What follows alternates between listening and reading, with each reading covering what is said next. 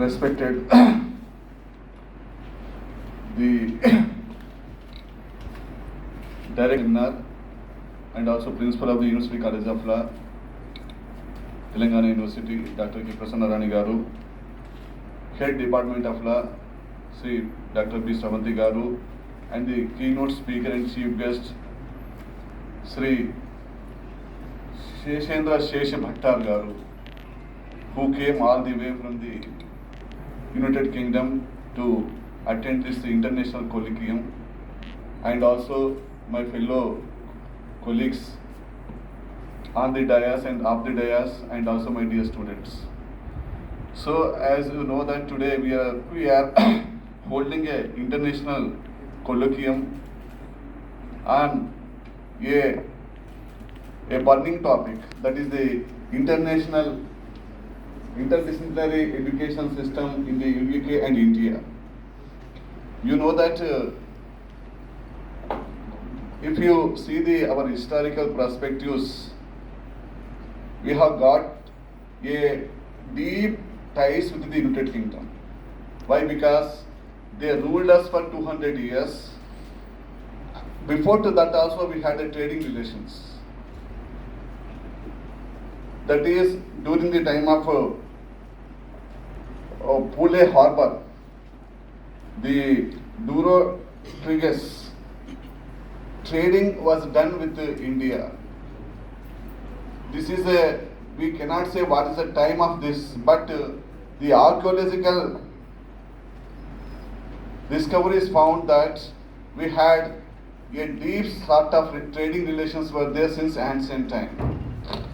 You know the Alexander the Great, who came from Greek, he tried to invade India, but he miserably failed.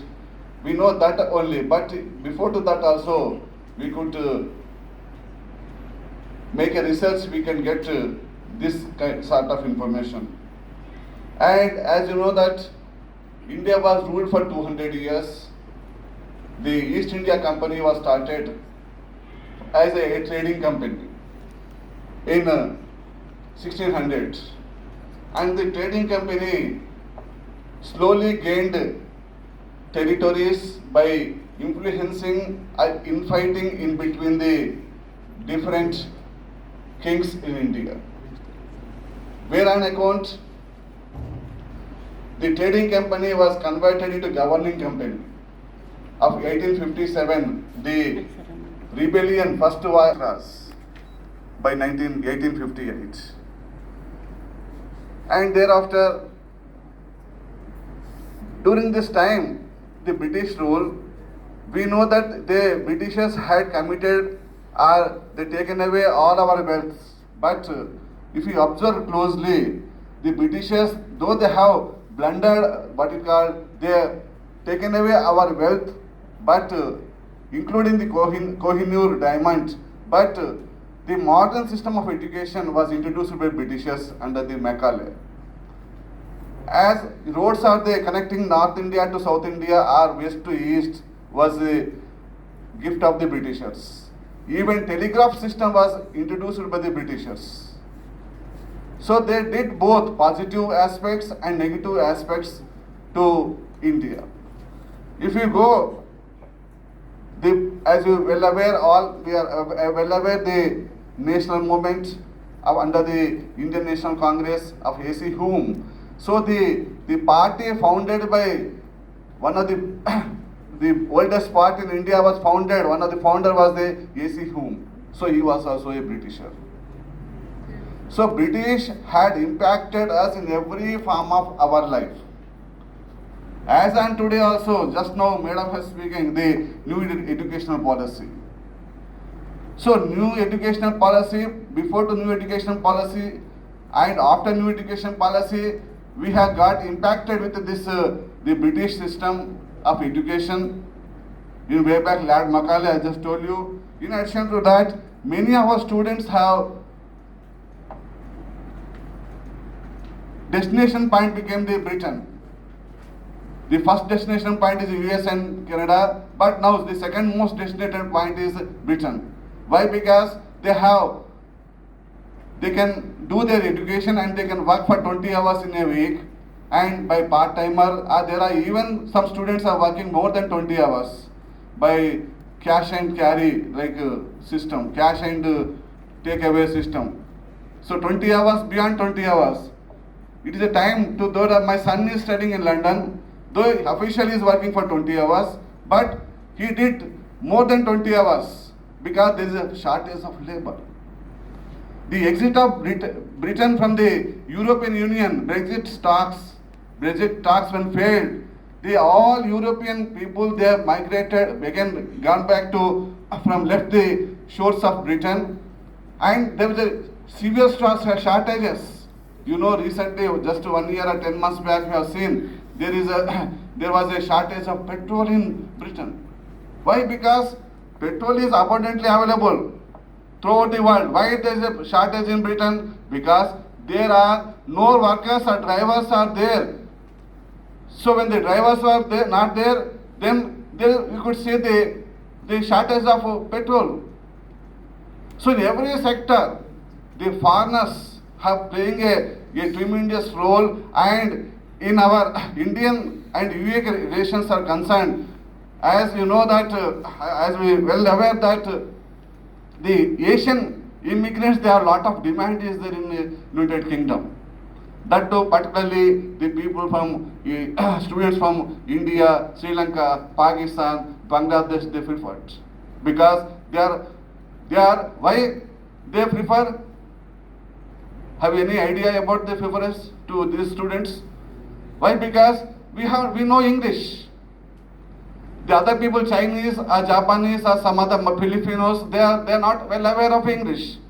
So language is a very easy way, because we imparted of education, English education since our 5th class in Telugu medium, or even LKGs to the English medium students.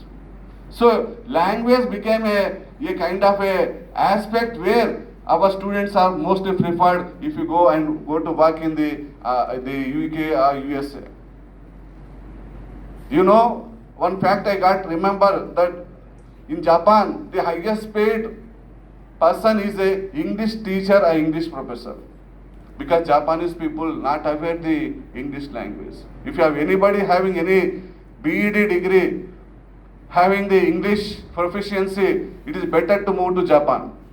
You can earn highest paid, you'll be paid of highest amounts in Japan. And as we talk about the Indo-UK relations are concerned, politically also we are very much close relations are we maintaining. The Queen Elizabeth had made 3 visits to India in 1960s and 92, 91 and also in 97. Why? Because we are bound by the Commonwealth of Nations. 58 nations are there.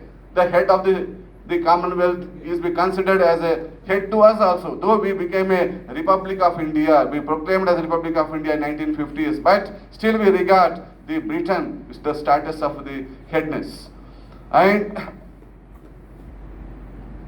with economy is concerned, the British companies are coming to India, and there are 2 lakhs Indians they're employing in India, the British companies. Whereas if you go to UK, our Indians, the topmost wealthy persons of the land, Mittal,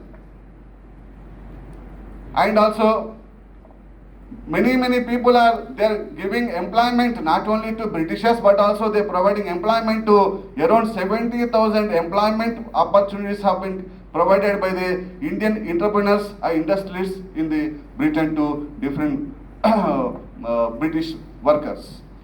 And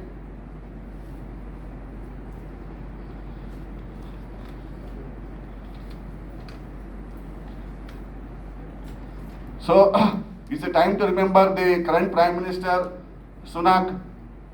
Rishi Sunak, who is also a descendant of India. His mother from which part? Huh? 2 Punjabs. Mother and father belongs to 2 Punjabs, East Punjab and the West Punjab. So Pakistani and Indian. So, and when he took the office and he married to a Indian, that is a Infosys Narayan Murthy's daughter. So whereas on account when he became elected as the president, the prime minister of the England in October, lot of what it called a kind of a curiosity was arisen that India and become so close. So that may come to, still time is there, because he is a person who is controlling the inflation in Britain, because recently I read in the newspapers that a lot of inflation is going on in Britain and many persons, they are disbanding the earlier prime minister, who is she, May.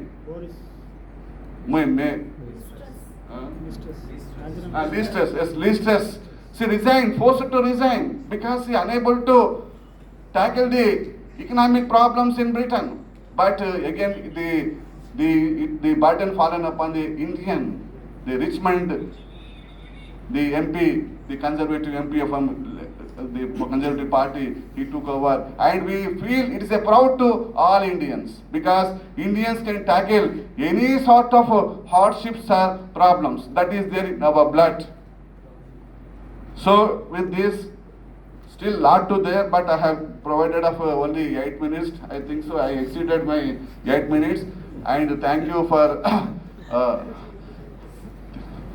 because as a keynote speaker has to speak, because he knows well rather than us.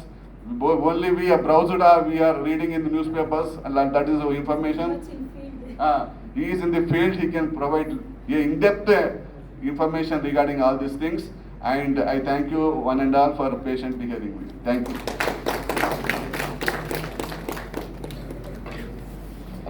Thank you, sir. Thank you very much for enlightening and relations between UK and India.